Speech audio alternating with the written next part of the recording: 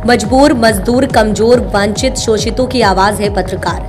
कुशीनगर में future India group के CEO Nurul N Warsi ने दीपावली के शुभ अवसर पर आम जनता और पत्रकारों को शुभकामनाएं देते हुए कहा कि पत्रकार मजबूर, मजदूर, कमजोर, वांछित, शोषितों की आवाज है।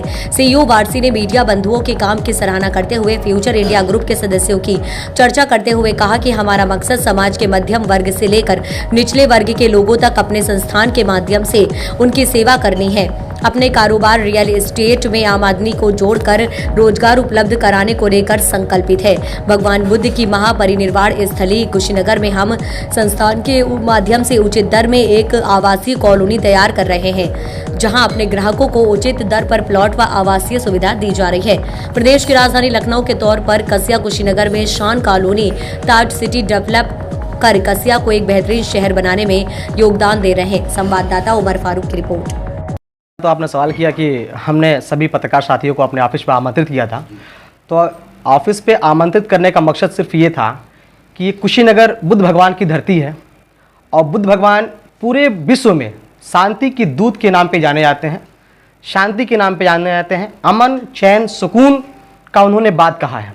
ये वो बुद्ध भगवान की नगरी है जहाँ से विदेश के लोग जहाँ पर आते हैं और यहाँ से उनकी शिक्षा को ग्रहण करके जाते हैं, उनके आदेशों का पालन करते हैं और पालन करवाते हैं। तो प्रथम दृष्टिया यह है कि पत्रकार बंधु वो शख्सियत हैं या वो व्यक्ति हैं या वो साहस हैं या वो ताकत हैं जो कमज़ोर, शोषित, वंचित मजदूरों को हक और अधिकार दिलाने का काम कोई करता है पूरे समाज में, तो प्रथम पत्रकार साथी करते हैं।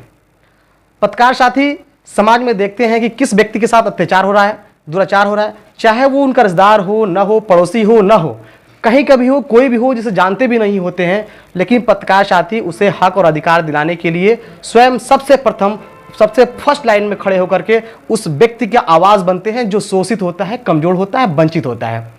दूसरी बात सर, आपने कहा कि राजनीति में क्या विचार है आपका।